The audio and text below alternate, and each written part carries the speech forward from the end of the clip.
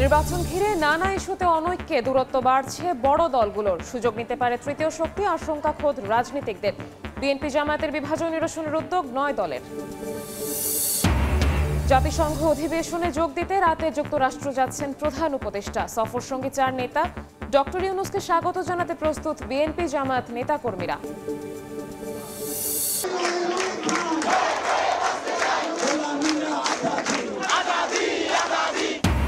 বিক্ষোভের মুখে রাজশাহী বিশ্ববিদ্যালয়ে পোষ্য কোটা স্থগিত করল প্রশাসন। পুরোপুরি বাতিলের দাবি। সিন্ডিকেট সভা আজ। লাঞ্ছনার প্রতিবাদে শিক্ষকদের কর্মবিরতি শুরু। রাজধানীতে বিএডিসির বীজতলার জমি চাষ হয় মাছ। কৃষিকাজ দেখিয়ে বছরে হাতিয়ে নেয় প্রায় অর্ধ কোটি টাকা। স্থানীয় বিএনপি নেতার বিরুদ্ধে অভিযোগ, জড়িত কর্মকর্তারাও।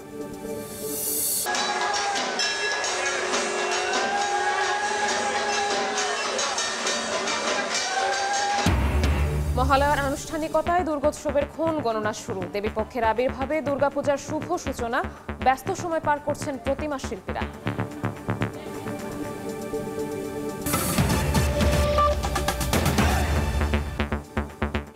সময় সংবাদের সঙ্গে আছি আমি শবনব নিবিড়। বড় দলগুলোর দূরত্বে তৃতীয় শক্তির সুযোগ নেয়ার পথ তৈরি হওয়ার আশঙ্কা করছেন খোদ রাজনীতিকরাই। তাই জুলাই সনদ বাস্তবায়ন পদ্ধতি সহ বিএনপি জামায়াতের বিভাজন নিরসনের উদ্যোগ নিয়েছে 9টি দল। এরই মধ্যে 2টি দলের শীর্ষ নেতাদের সঙ্গে যোগাযোগ করেছেন তারা। এছাড়াও 9 দলের এই ফোরাম থেকে নতুন নির্বাচনী জোট গঠনে আলোচনার ইঙ্গিত দিয়েছেন নেতারা। বিস্তারিত সানবির রূপলের রিপোর্টে। লোয়ার হাউস এবং আপার হাউস প্রস্তাবিত 2 হাউসেই আমরা পিয়ারের নির্বাচন চাই। চক্রান্তকারীরা আবার বাংলাদেশের গণতন্ত্রকে হত্যা করবার ষড়যন্ত্র। একদিকে নির্বাচনী ডামাডোল, অন্যদিকে নির্বাচনের পদ্ধতি ও জুলাই সনদ বাস্তবায়ন নিয়ে দলগুলোর বিপরীতমুখী অবস্থানে উত্তপ্ত রাজনীতির মাঠ। বিশেষ করে বড় 2 দল বিএনপি জামায়াতের মধ্যে অনৈক্য বাংলাদেশকে বিশৃঙ্খল পরিস্থিতির দিকে ঠেলে দিচ্ছে বলে মনে করছেন বিশেষজ্ঞরা। জুলাই সনদ বাস্তবায়ন পদ্ধতি নিয়ে ঐক্যমত্য কমিশনের 3য় বৈঠকও ফলশূন্য। বিশেষজ্ঞ মতামত নিয়ে সাংবিধানিক আদেশের পর গণভোটের মাধ্যমে সনদের বৈধতা দেওয়ার প্রস্তাবও একমত হতে পারেনি দলগুলো।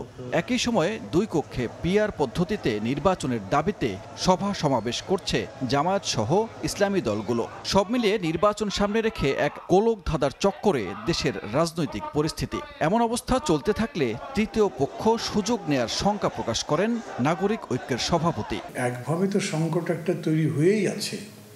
এই সংকটটা যদি দূর করতে না পারি তাহলে তৃতীয় ব্যক্তির সুযোগ নেওয়ার কথা তো বলাই যায়। তার চেয়ে বড় কথা, তখন থার্ড পার্টি ছাড়া আমরা ফার্স্ট পার্টি সেকেন্ড পার্টি না পারলে তো থার্ড পার্টি আসবেই।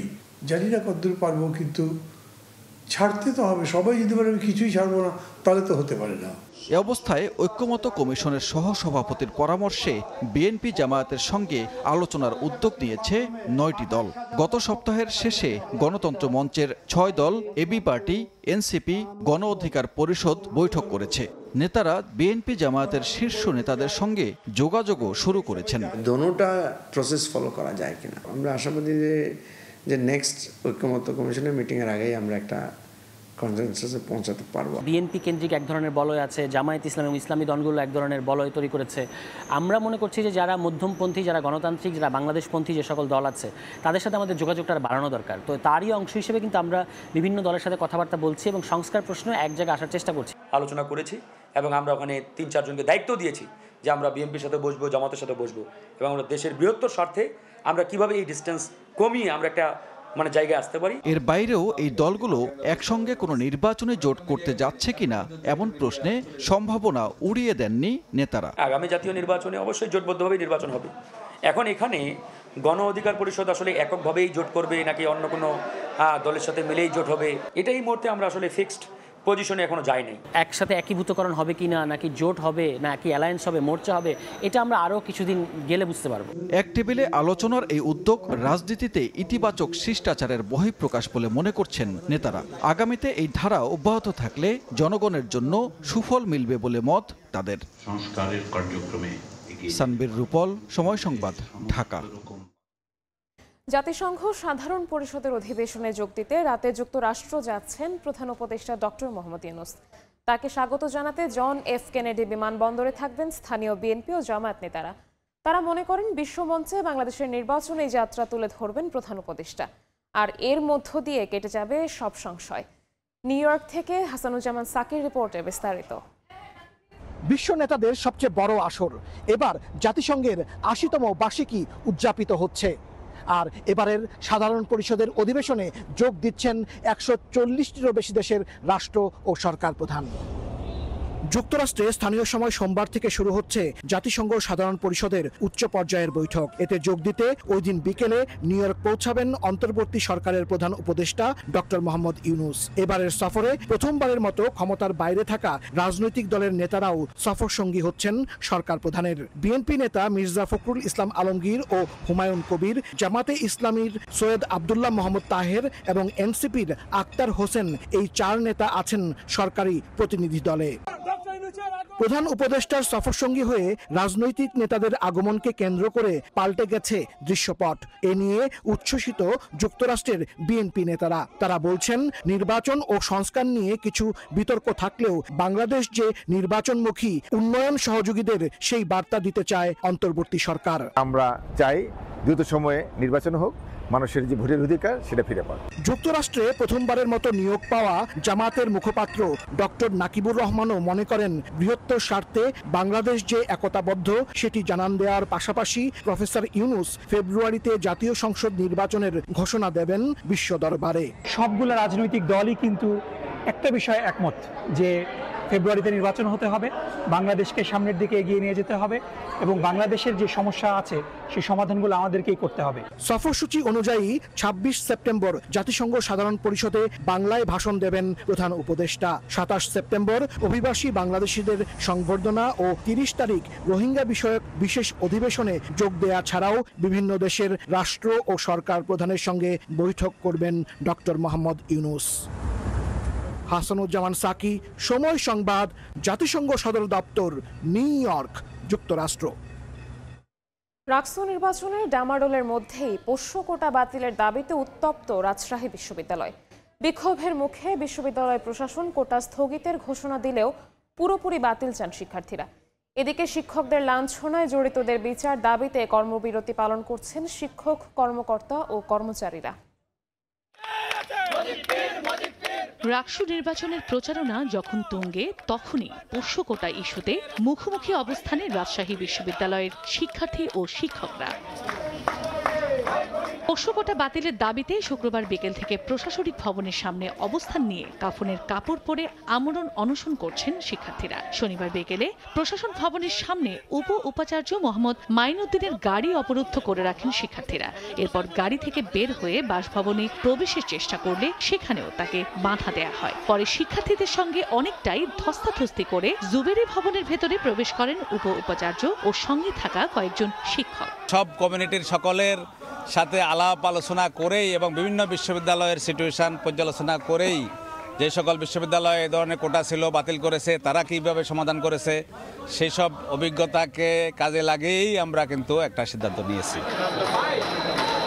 পোষ্য কোটা বাতিলের দাবি না মানায় আবারও দ্বিতীয় দফায় উপাচার্য অধ্যাপক মাইনুদ্দিন খান, রেজিস্ট্রার, প্রক্টর, জনসংযোগ প্রশাসক সহ বেশ কয়েকজনকে অবরুদ্ধ করে রাখেন শিক্ষার্থীরা। এরপর উপাচার্যের বাসভবন অবরুদ্ধ করেন আন্দোলনকারীরা। ওনাদের ইন্টেনশন আমরা এখনো পর্যন্ত সুবিধাজনক দেখতেছি না। ওনারা ছাত্র বান্ধব এখনো কোনো ডিসিশন নিতে পারতেছে না। ওনারা শিক্ষার্থীদের পালস বুঝতে পারতেছে না। শিক্ষার্থীদের সাথে আপনারা কথা বলুন এবং যত দ্রুত সম্ভব এই কোটা প্রথা বিলুপ্ত করুন। পোষ্য কোটার বিলুপ্তি চাই অনতিবিলম্বে এবং অবশ্যই 25 তারিখে রাকসু হতে হবে।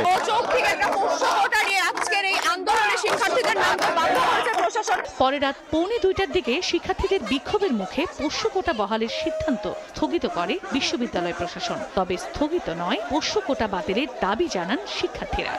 বিশ্ববিদ্যালয়ে বিরাজমান অস্থিতিশীল পরিস্থিতির কারণে সুবিধা নিয়ে আমরা স্থগিত করছি এবং বিশ্ববিদ্যালয়ের সার্বিক পরিস্থিতি আমরা আগামী রবিবার 21শে সেপ্টেম্বর জরুরি সিন্ডিকেট সভায় আলোচনা করে আমরা সিদ্ধান্তে উপনীত হব।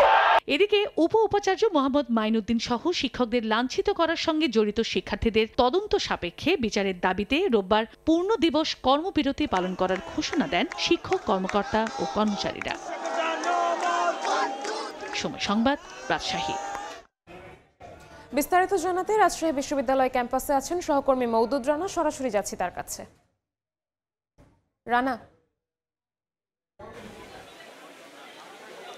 রাজশাহী বিশ্ববিদ্যালয়ের শিক্ষক কর্মকর্তা এবং কর্মচারীদের একাংশ তারা জড়ো হয়েছেন এবং তাদের যে পূর্ব ঘোষিত কর্মসূচি রয়েছে সেই কর্মসূচি পালনে তারা প্রস্তুতি নিচ্ছেন।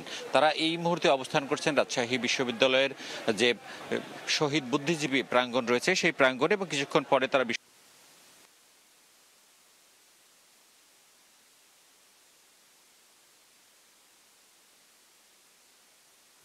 তারা এই কর্মসূচি দিয়েছেন এবং একই সাথে তাদের যে প্রশ্নকোটা পুনর্বহাল যে দাবি সেই দাবিটিও আসলে তারা রাখছেন।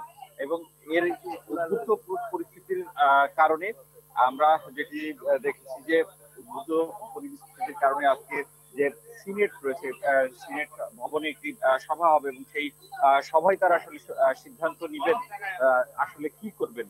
বিশ্ববিদ্যালয় প্রশাসন বলছে তারা দুই পক্ষের কথা শুনবেন এবং দুই পক্ষের কথার প্রেক্ষিতেই তারা সিদ্ধান্ত নেবেন। আপনাকে জানিয়ে রাখি যে রাজশাহী বিশ্ববিদ্যালয়ের যে রাষ্ট্রীয় নির্বাচন, সেই নির্বাচন আসলে হবে কিনা সেটি নিয়েও এক ধরনের কোশ্চেন রয়েছে। মূলত গতকাল প্রশ্নকোটা পুনর্বহালের দাবিতে এখানে যারা বিশ্ববিদ্যালয়ের শিক্ষার্থীরা রয়েছেন, ছাত্র নেতারা রয়েছেন, তারা বিক্ষোভ শুরু করেন এবং সেই বিক্ষোভের সূত্র ধরে শিক্ষক শিক্ষার্থী এবং শিক্ষকদের সাথে শিক্ষার্থীদের হাতাহাতি হয়। তারপরেই আসলে শিক্ষার্থীদের বিরুদ্ধে এবং তারা একটি সভা করে এবং সেই সভার পক্ষে শিক্ষার্থী কর্মকর্তা কর্মচারী এবং শিক্ষকদের একাংশ তারা কিন্তু সেই বিক্ষোভের ডাক দিয়েছে এবং কিছুক্ষণ পর থেকে সেই বিক্ষোভ শুরু হবে। এই ছিল রাজশাহী বিশ্ববিদ্যালয় থেকে আমার কাছে সর্বশেষ। সরাসরি যুক্ত ছিলাম রাজশাহী বিশ্ববিদ্যালয় ক্যাম্পাসে। বাংলাদেশ কৃষি উন্নয়ন কর্পোরেশন BADCর 117 একর জমিতে কাগজে কলমে বীজ উৎপাদন আর গবেষণা দেখিয়ে বছরে হাতিয়ে নেওয়া হয় প্রায় $250 কোটি টাকা। অধিকাংশ জমিতেই বীজ নয়, চাষ হয় মাছ। সময় সংবাদের অনুসন্ধানে মিলেছে এমন প্রমাণ। BADC প্রভাবশালীদের যোগ সাজসে বীজতলার জমি দখলে রেখে হাতিয়ে নেওয়া হচ্ছে লাখ লাখ টাকা। খলিলুর রহমানের তোলা ছবিতে MA আজিমের রিপোর্ট। অথই জলে টইটুম্বুর বিস্তীর্ণ এলাকা দেখে খাল মনে হলেও এটি BADCর বীজতলার জন্য বরাদ্দকৃত জমি। শুধু বীজ উৎপাদন নয়, এখানেই নাকি বীজ নিয়ে গবেষণাও করেন তারা। জলাশয়ের মধ্যে কিভাবে সম্ভব এমন কার্যক্রম?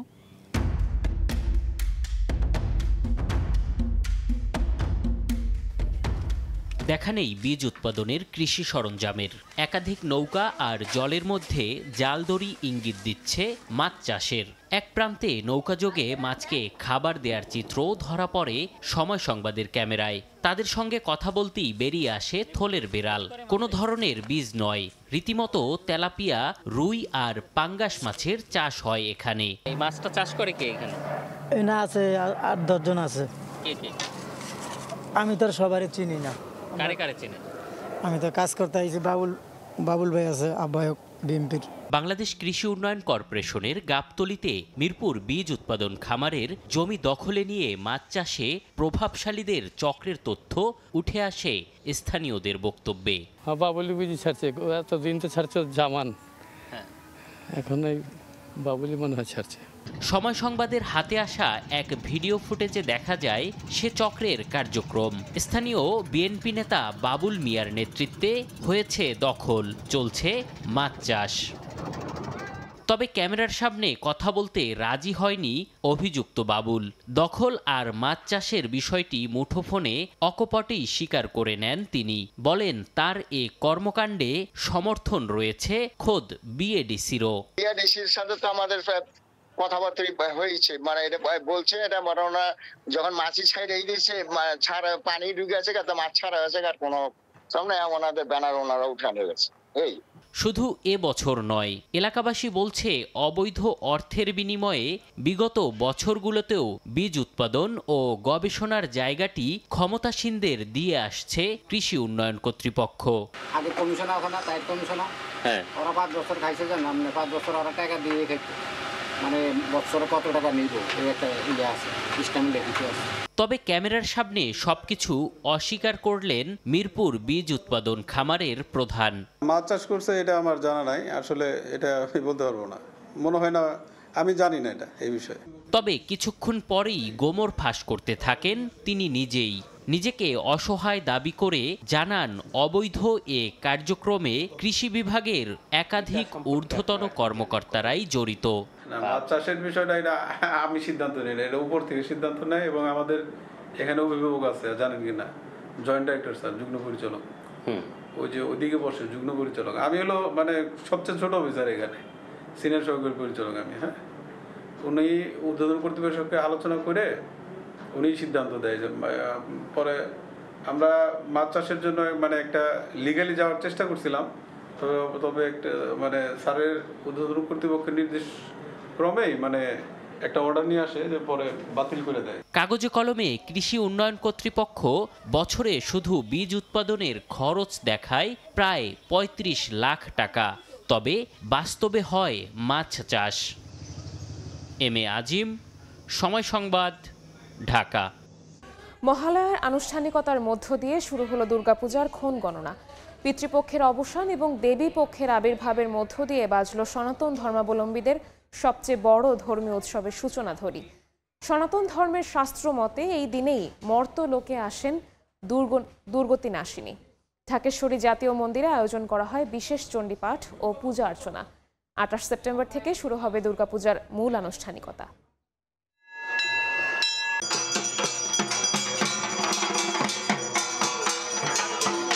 ঢাকের বাদ্যই জানান দিচ্ছে শুরু হয়ে গেছে দেবী দুর্গার মর্তে আসার ক্ষণ। পিতৃপক্ষের অবসান হয়ে সূচনা হলো দেবী পক্ষের।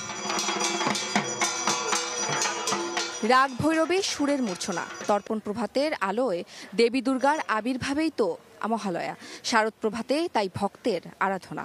মা আসছেন আমাদের মাঝে, তো আমরা এই কয়টা দিন খুব মজা করব, খুব আনন্দ করব। আমরা আশা করছি মায়া দুর্গার আগমনে সারা পৃথিবীতে শান্তির বার্তা বয়ে আসবে আশা করি। মহালয়াকে ঘিরে রোববার ভোর থেকেই ঢাকেশ্বরী মন্দিরে চলে বিশেষ পূজার আনুষ্ঠানিকতা। চণ্ডীপাঠ, স্তুতিগান আর নাচের তালে বিমোহিত সকলে। এরপরেই শুরু হয় মহালয়ার ঘট স্থাপন সহ বিশেষ পূজা। এদিকে মহালয়া উপভোগে যোগ দেন বিদেশি অতিথিরাও। যত সমস্যা, যত খারাপ জিনিস আছে সবগুলোর জন্য মা নিজে নিয়ে যায় এবং আমাদের জন্য মঙ্গল কোনো কিছু বয়ে দিয়ে যায়। মর্তে আসে, তারপর তিনি এসে আমাদের ওষুধের ধ্বংস করে। আমরা চাই দেবী দুর্গা মর্তে এসে আমাদের পৃথিবীতে সকল সমাজে, ধর্মে সকল অশান্তি দূর করে শান্তি বিরাজ করুক। সুন্দর একটা টাইম আমরা স্পেন্ড করেছি এবং সত্যি বলতে এই অপেক্ষাটা আসলে সবচেয়ে বেশি আনন্দের। আজকে থেকে শুরু হয়েছে দেবী পক্ষের সূচনা। হিন্দু ধর্মাবলম্বীদের কাছে দেবী দুর্গা অশুভ শক্তির বিনাশের প্রতীক। মহালয়ার দিনেই তিনি দায়িত্ব পান মহিষাসুর বধের। তাই তো ভক্তের আশা দেবী দুর্গার আগমনে বিনাশ ঘটবে সকল অশুভ শক্তি।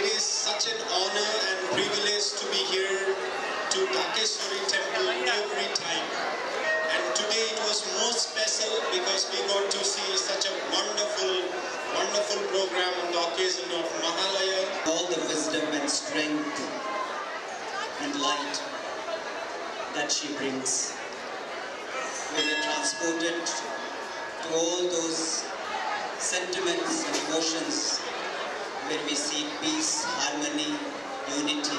আগামী ২৮ সেপ্টেম্বর ষষ্ঠী পূজার মধ্যে দিয়ে শুরু হবে এবারের শারদীয় দুর্গাপূজার মূল আনুষ্ঠানিকতা। হিন্দু শাস্ত্র মতে এবার দেবী দুর্গার আগমন ঘটবে গজ অর্থাৎ হাতিতে চড়ে।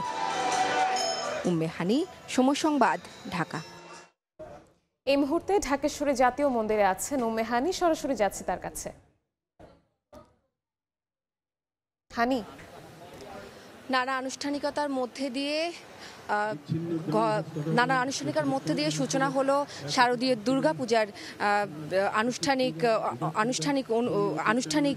অনুষ্ঠান এবং এখন কিন্তু সকাল থেকে চণ্ডী পাঠ এবং মঙ্গল প্রজ্বলন দিয়ে শুরু হয় আনুষ্ঠানিকতা। এরপর কিন্তু প্রার্থনা গীত, ভক্তি, নৃত্য চলে একে একে। এবং একটু আগেই কিন্তু এখানে ঢাকেশ্বরী মন্দিরের যে বেলতলাটি রয়েছে সেখানে কিন্তু শুরু হয়েছে মহালয়ার ঘট প্রতিস্থাপন পূজা। এবং একটু বলে রাখি যে মহালয়া মানেই তো আসলে পিতৃপক্ষের অবসান আর দেবীপক্ষের সূচনা, সেই অনুযায়ী কিন্তু এই সময়ে আসলে ঘট প্রতিস্থাপন পূজা করা হয়। এবং হিন্দু শাস্ত্র মতে কিন্তু বলে যে ঘট বা কলস আসলে এখানে এক ধরনের প্রতীক হিসেবে দেখানো হয়। যখন ঘট প্রতিস্থাপন করা হয় তখন কিন্তু সেটির মাধ্যমে আসলে এটি বলা হয় যে আসলে ভক্তরা প্রকৃতি প্রাণী এবং প্রাণের শক্তিতে মূর্তরূপে স্থাপন করেন এই ঘটের ভিতর। সহজ কথায় যদি বলি যে আসলে ঘট প্রতিস্থাপন মানেই হলো দুর্গা উৎসবের পূজার্চনা শুরু হয়ে যাও, এবং এটি আসলে দেবীকে আনুষ্ঠানিকভাবে আসলে বরণ করার প্রথম ধাপ। এবং এই পূজারই কিন্তু এখন আনুষ্ঠানিকতা চলছে ঢাকেশ্বরী মন্দিরের বেলতলায়। এবং যদি এখানকার যদি ভক্তদের কথা বলি, এখানে কিন্তু শুধু যে উৎসবের বয়স, ধর্ম, সম্প্রদায়, এখানে কিন্তু বলি যে উৎসবের বয়স কিন্তু ধর্ম, সম্প্রদায় সব পার্থক্য কিন্তু এখানে মুছে যায়। আসলে ছোট ছোট বাচ্চারা এখানে এসেছেন, তরুণীরা এখানে এসেছেন, এবং প্রবীণরা আসলে নীরবে কিন্তু মন্ত্র পাঠ করছেন, এবং সবার চোখে মুখে এক ধরনের কিন্তু আনন্দ এবং ভক্তি এবং আর প্রত্যাশা কিন্তু আমরা দেখতে পাচ্ছি। এবং যেহেতু দেবী দুর্গার কাছে একটাই আশা থাকে সবার, যে অশুভ শক্তির বিনাশ ঘটিয়ে আসলে শুভ শক্তির জয়। যেহেতু হিন্দু সমাজে দেবী দুর্গায় ভাবা হয় সকল অশুভ শক্তিকে বিনাশকারিণী হিসেবে, এই দুর্গা পূজার মাধ্যমে আসলে দেবী দুর্গার আবির্ভাবের মধ্যে দিয়ে অশুভ শক্তির পরাজয় ঘটবে। এই ছিল আমার কাছে মহালয়ার সর্বশেষ খবর। চিকিৎসক সংকট পূরণে ৪৮তম স্পেশাল বিসিএসে ৩,০০০ নতুন নিয়োগেও ঘাটতি থাকবে প্রায় অর্ধেক। আগের ব্যাচগুলোর নিয়োগের গ্যাজেট চূড়ান্ত না হওয়ায় পরের ব্যাচ থেকে চলে যাওয়ায় শূন্যতা সৃষ্টি করবে প্রতিটি ব্যাচেই। এমন প্রেক্ষাপটে সরকারের অর্থ, সময় ও শ্রমের অপচয় বন্ধে জট কমিয়ে আনার পাশাপাশি আগের ৪টি বিসিএসের নিয়োগ চূড়ান্ত করার পরামর্শ বিশেষজ্ঞদের। আর ঘাটতি পূরণে ৪৮তম বিসিএসেই ৫,০০০ চিকিৎসক নিয়োগের দাবি থাকলেও তা সম্ভব নয় বলে জানিয়েছে স্বাস্থ্য মন্ত্রণালয়। তবে নতুন করে একটি স্পেশাল ব্যাচে ৩,০০০ চিকিৎসক নিয়োগ দেওয়ার কথা জানান স্বাস্থ্য উপদেষ্টা। বিস্তারিত কাজল আব্দুল্লাহর রিপোর্টে। প্রান্তিক পর্যায়ে স্বাস্থ্যসেবা নিশ্চিতে প্রধান বাধা চিকিৎসক সংকট। এমন অবস্থায় জরুরি ভিত্তিতে এক ধাপে বিশেষ বিসিএস এর মাধ্যমে ৩,০০০ ডাক্তার নিয়োগ দিতে চায় অন্তর্বর্তী সরকার। স্বাস্থ্য মন্ত্রণালয়ে চিকিৎসক পদ শূন্য রয়েছে প্রায় ১২,৯৮০টি। সংকট পূরণে ৪৫ থেকে ৪৮ 4টি বিসিএস এর মাধ্যমে নিয়োগ দেওয়া হবে ৬,৯২২ জনকে। কিন্তু ৪৪তম বিসিএস এর গেজেট না হওয়ায় ৩৫তম বিসিএস এর মৌখিক পরীক্ষায় রিপিট পরীক্ষার্থী ২/৩। একইভাবে ৪৬তম বিসিএস এর লিখিত পরীক্ষায় অংশ নিয়েছেন রিপিট ১২০০ জন, এবং ৪৭তম বিসিএস এর প্রিলিতে অংশ নেবেন আগের উত্তীর্ণ পরীক্ষার্থীরাও। এছাড়া ৪৮তম বিশেষ বিসিএস এর ভাইবা প্রার্থীর অর্ধেকই আগের ৩টি বিসিএস এর। এতে চূড়ান্ত গেজেটকালে সিনিয়রিটি সহ বিভিন্ন সুযোগ সুবিধার জন্য ব্যাচ অনুযায়ী আগের বিসিএসে যুক্ত হবেন পরের পরীক্ষায় উত্তীর্ণরা। ফলে সরকারি ঘাটতি পূরণের উদ্যোগ বাস্তবায়ন হবে মাত্র অর্ধেক। বিশেষজ্ঞরা বলছেন জট খুলতে হবে ব্যাচ ভিত্তিক বিসিএস নিয়োগ প্রক্রিয়ার। যদি আগের ব্যাচগুলোতে কোনো জটিলতা থাকে তাহলে সেই জটিলতাগুলোকে আগে নিরসন করা দরকার। নিরসন করে যত তাড়াতাড়ি সম্ভব সেগুলোর গেজেট প্রকাশ করে তাদের নিয়োগের ব্যবস্থা করা দরকার। তাহলে সেটা লজিক্যাল একটা সিকোয়েন্স দাঁড়ায়। সংশ্লিষ্টদের দাবি ৪৮তম স্পেশাল বিসিএসে ৩,০০০ চিকিৎসক নিয়োগ হলেও এর মধ্যে প্রায় অর্ধেক পদ আবারও শূন্য হয়ে পড়বে। এজন্য অতিরিক্ত আরও ২,০০০ নিয়োগ দেওয়ার জন্য প্রধান উপদেষ্টার বিশেষ সহকারীর কাছে স্মারকলিপি দেন পরীক্ষার্থীরা। কিন্তু স্বাস্থ্য মন্ত্রণালয় বলছে সম্ভব নয়। তবে অনুমোদন দেওয়া হয়েছে নতুন করে ৩,০০০ জনের নিয়োগ প্রক্রিয়ার। আমরা ৩,০০০ ডাক্তার অলরেডি আমরা নিয়েছি, যেটা ৩ বছর হওয়ার কথা সেটা আমরা 7 মাসে আলহামদুলিল্লাহ করেছি। আশা করি অক্টোবরে তারা নিয়োগপত্র পাবে। আরও একটা ৩,০০০ ডাক্তার নেওয়ার জন্য আর একটা ফাইল উত্থাপন করা হয়েছে, এটা আমার পর্যন্ত সাইন হয়ে গেছে। আশা করি এটা জনপ্রশাসনে চলে গেছে, তাতে কিছুটা হলে সমস্যা যেটা আছে সেটার সমাধান হবে। স্বাস্থ্য খাতের উন্নয়নে একদিকে যেমন সংকট দূর করতে হবে টেকনিক্যাল জনবলের, তেমনি নিয়োগ কাঠামো হতে হবে স্বচ্ছ ও প্রভাবমুক্ত, বলছেন সংশ্লিষ্টরা।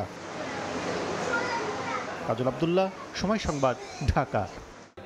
568 কোটি টাকা ব্যয়ে গড়মিলের অভিযোগে 27 প্রতিষ্ঠানের বিরুদ্ধে বিটিআরসির করা মামলা নিয়ে আপত্তি তুলেছে আইজিডব্লিউ অপারেটরস ফোরাম IOF। তাদের দাবি, এই টাকা তাদের নিজস্ব, তবুও স্বচ্ছতা রাখতে তহবিল সংক্রান্ত যাবতীয় তথ্য বিটিআরসিকে নিয়মিত দেওয়া হয়েছে। এরপরও কোনো ব্যত্যয়ের বিষয়ে জানালে দায়ীদের বিরুদ্ধে আইনি ব্যবস্থা নিত অপারেটররাই। অথচ বিটিআরসি কিছুই জানায়নি বলে দাবি সংগঠনটির। মামলায় মৃত ব্যক্তিকে আসামি করা দুঃখজনক বলেও মন্তব্য করেছেন IOF আইনজীবী। বিস্তারিত শুভ খানের রিপোর্টে।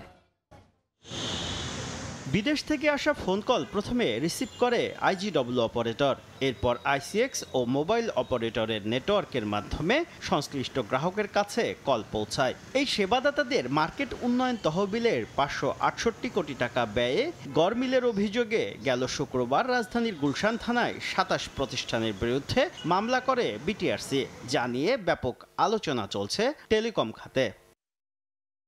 মামলার পর আইনজীবীর মাধ্যমে প্রতিক্রিয়া জানিয়েছে আইজিডব্লিউ অপারেটররা।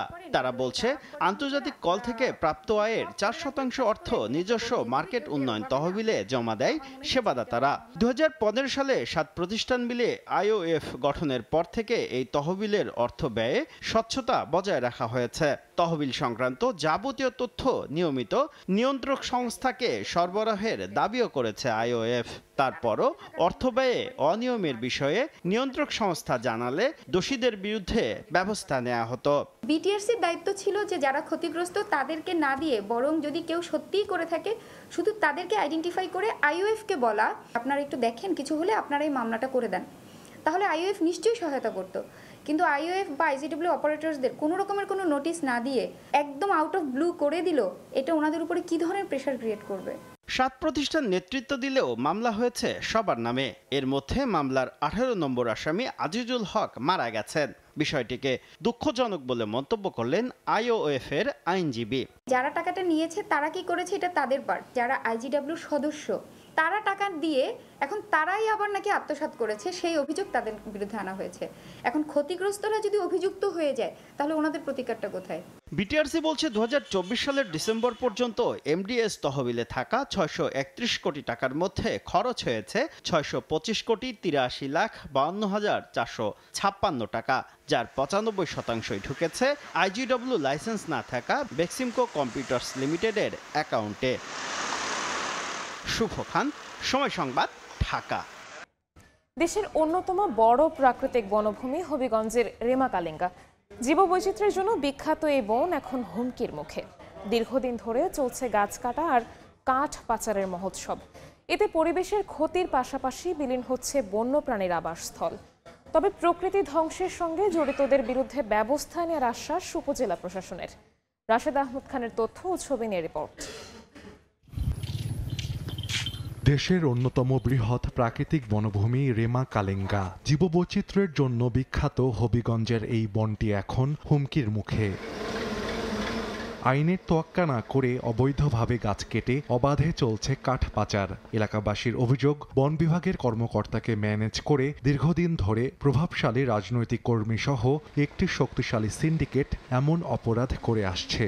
আরো লোক সংখ্যা যদি এখানে বন বিভাগ থেকে বাড়াইয়া দেওয়া হয় তাহলে আমি আশাবাদী, কিন্তু এখানে আর কোনোদিন গাছ কাটার কোনো ইয়ে থাকতো না। এখানে জনবল বাড়াইলে কোনো প্রকার চুরি কিংবা শিকার বন বিভাগের কোনো আক্রমণ হবে না। গাছ চুরিটা বন্ধ করলে ভালো হতো, না তবে বাগান রিজার্ভ আপনাদের সব ধ্বংস হয়ে যাবে। বাগান থেকে গাছ চুরি হলে বাগানের চৌকিদার এটার মধ্যে জড়িত থাকতেই হবে, কারণ চৌকিদারকে রাখা হয়েছে মতো বাগান পাড়া দেওয়ার জন্য। আর গাছ তো একটা ছোট্ট জিনিস, একটা সুইচ না। বাগানের লোক যদি এটাতে সম্পৃক্ত না থাকে তাহলে গাছকেও বাগান থেকে চুরি করতে হবে। পরিবেশের ক্ষতির পাশাপাশি বিলীন হচ্ছে বন্যপ্রাণীর আবাসস্থল। তবে প্রকৃতি ধ্বংসের সঙ্গে জড়িতদের বিরুদ্ধে আইনি ব্যবস্থা নেওয়া হবে বলে জানায় বন বিভাগ ও উপজেলা প্রশাসন। যথাসাধ্য চেষ্টা চালাইতেছি, আমাদের জনবল খুবই কম, তারপরেও জানপ্রাণ দিয়ে চেষ্টা করছি যাতে কোনো গাছ কাট কর্তন না হয়। 2 দিন আগেও একটি আসামি চালান দিয়েছি। দিনে রাত্রে 24 ঘন্টা আমরা টহল করতেছি যাতে কোনো গাছ কাটা না যায়। সর্বোচ্চ সতর্কতা এবং মনিটরিং এর মধ্যে রেখেছি। ইতিমধ্যে বন বিভাগের কর্মকর্তাদেরকে দায়িত্বশীল আচরণ করার জন্য এবং সর্বোচ্চ সতর্ক থাকার জন্য তাদেরকে প্রয়োজনীয় নির্দেশনা দেওয়া হয়েছে। তাছাড়া গাছ কাটার সাথে এবং প্রকৃতি ধ্বংসের সাথে যারা সম্পৃক্ত থাকবে তাদেরকে আমরা কঠোর আইনের আওতায় নিয়ে আসব। 40 প্রজাতির স্তন্যপায়ী প্রাণী, শতাধিক প্রজাতির পাখি ও অসংখ্য বিরল গাছপালা রয়েছে রেমা কালেঙ্গা বনে। সময় সংবাদ, হবিগঞ্জ।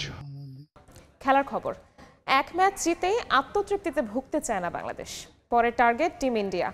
চ্যাম্পিয়ন হওয়ার যে স্বপ্ন নিয়ে এশিয়া কাপে এসেছিল টাইগাররা, তার দিকে ধাপে ধাপে এগোতে চান সাইফ হাসান। এখনই ভাবতে চান না পাকিস্তান ম্যাচ বা ফাইনাল নিয়ে। নিজের ব্যাটিং নিয়ে উচ্ছ্বসিত এই টপ অর্ডার ব্যাটার। সুযোগ পেলে এমন ইনিংস খেলতে চান প্রতিটি ম্যাচেই। এটা বাংলাদেশ ক্রিকেটের নতুন ট্রেন্ড। প্রস্তুতিটা যেমন তেমনই হোক না কেন, টুর্নামেন্টে যোগ দেওয়ার আগে শিরোপা জেতাটাই প্রধান লক্ষ্য বলে চাপ বাড়িয়ে নেন নিজেদের উপর। মোটা দাগে বললে চ্যাম্পিয়ন্স ট্রফি থেকেই শুরু হয়েছে এই ধারা। কিন্তু সেবার বিফলে যায় কৌশল, যে কারণেই হয়তো এশিয়া কাপের আগে যখন জাকের আলী চ্যাম্পিয়ন হওয়ার গল্প শুনিয়েছিলেন, কথাটা খুব একটা পাত্তা দেননি কেউ। টুর্নামেন্ট শুরুর পরও জাকেরের কথাটাকে ধর্তব্যের মধ্যে নেয়ার কারণ তৈরি করতে পারেনি টিম টাইগার্স। তবে আফগানিস্তান ম্যাচের পর থেকে বদলাতে শুরু করে পরিস্থিতি। আর সুপার 4-এ শ্রীলঙ্কা বধের পর এখন তা জলে বাস্তবতা। তবে এই এক ম্যাচের জয়ে আত্মতৃপ্তিতে ভুগতে চায় না বাংলাদেশ, কারণ লক্ষ্যটা যে আরো বড়। বাংলাদেশের পরের ম্যাচের প্রতিপক্ষ মাইটি ইন্ডিয়া। টি-20তে যাদের বিপক্ষের রেকর্ডটা একেবারেই ভালো নয় লাল সবুজের। কিন্তু এখন আর অতীত পরিসংখ্যান নিয়ে পড়ে থাকতে রাজি নন সাইফ হাসান। নিজেদের স্বপ্নের দিকে এগিয়ে যেতে চান ধাপে ধাপে। 2024 ঢাকা প্রিমিয়ার লিগের আসর সেরা ক্রিকেটার। একই বছর গ্লোবাল টি-20তেও ব্যাট করেছেন সবার চেয়ে বেশি স্ট্রাইক রেটে। সাইফ হাসানের গুরুত্বপূর্ণ ইনিংস ছিল 2025 বিপিএলেও। আর এবারের প্রিমিয়ারে তো 550 রানের পাশাপাশি ছিল 15টা উইকেট।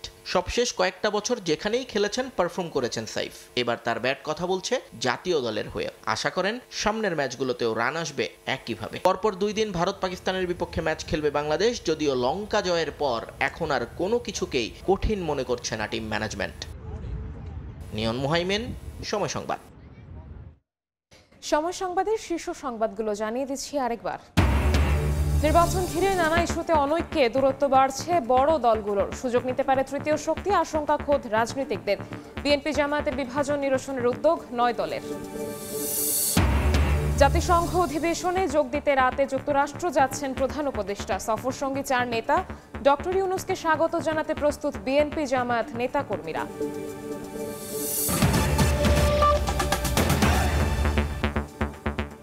এ ছিল সময় সংবাদে।